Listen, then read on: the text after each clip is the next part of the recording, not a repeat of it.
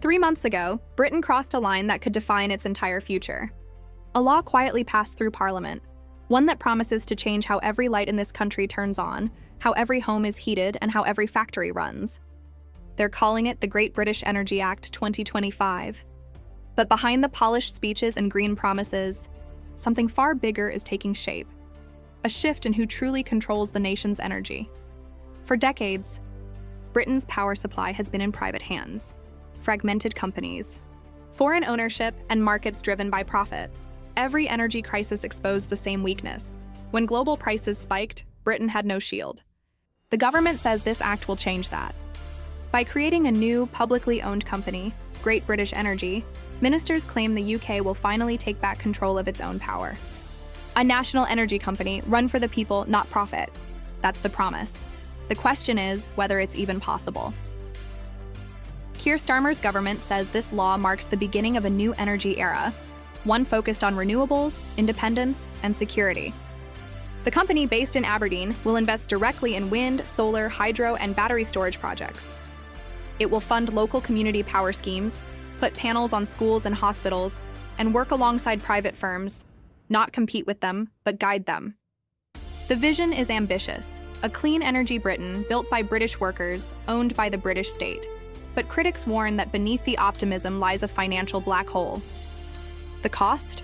Over $8 billion in initial investment, with more billions expected in the coming decade. Supporters say it's a long-term investment, that public control will finally protect families from energy giants. Opponents call it a political gamble, one that could burden taxpayers, distort markets, and take years before producing a single kilowatt. And it's not just about money. The act gives the Secretary of State sweeping powers to fund, direct, and even steer the priorities of Great British Energy. In practice, it means energy policy is being pulled closer to government control than ever before. To some, that's democracy in action. To others, it's a step back toward central planning, where political decisions decide which projects live or die. There's another layer the public barely noticed. The act forces the new company to follow strict ethical sourcing rules. No suppliers linked to forced labor, no components tied to human rights abuses. That clause came after months of pressure, and reports that parts of the global solar panel supply chain were linked to Chinese forced labor camps. For ministers, it's a moral stance, but insiders warn it could also delay projects, raise costs, and put Britain at a disadvantage against global competitors who simply don't care how their materials are made. Still, for many voters, this law taps into something deeper: frustration over decades of lost control. Ever since energy was privatized in the 1980s, British consumers have watched bills rise while companies made record profits. Now, for the first time in 40 years, the state is back in the energy business. For some, that's justice. For others, it's a warning sign that the government is overreaching again, chasing a dream that the market could do better. Inside Westminster, the debate is fierce. Labour MPs call it a bold step toward energy sovereignty. Conservatives accuse the government of building an energy empire funded by taxpayers. And Reform UK claims the act will slow down growth and bury Britain under red tape. But beyond party politics, one fact remains. The Great British Energy Act is no small reform. It's a national experiment. If it succeeds, Britain could become a clean energy superpower, exporting technology, creating green jobs, and shielding its citizens from price shocks. If it fails, it could become another symbol of political overpromise, a multi-billion-pound logo that never delivered real power. And yet, buried in the fine print, there's one clause that defines the entire project. It says the purpose of Great British Energy is to advance the generation, storage, and supply of clean power in the interests of the United Kingdom. Simple words, but powerful ones. Because for decades, energy in Britain has served the interests of profit. Now, for the first time, the law demands it serve the nation. Whether that dream can survive the weight of politics, bureaucracy, and global economics, that's the test ahead. And tonight, as Britain enters this new chapter of state-run power, one question hangs over Westminster. Is this the dawn of a clean energy revolution? Or just another government project destined to run out of power before it even begins? Outside Westminster, the reactions have been anything but calm. Supporters call it a turning point, a signal that Britain is finally ready to lead, not follow, in the race for clean power. But critics say the timing couldn't be worse. Energy bills are already under pressure.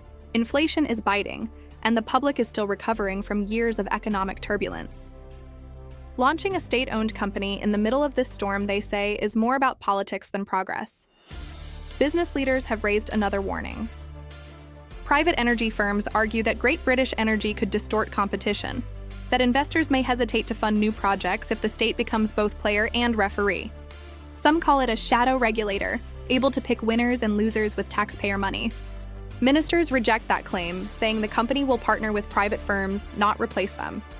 But behind the scenes, energy executives are already preparing for a new kind of battle, one fought not over oil or gas, but over who controls the green future of Britain. And then there's the international picture.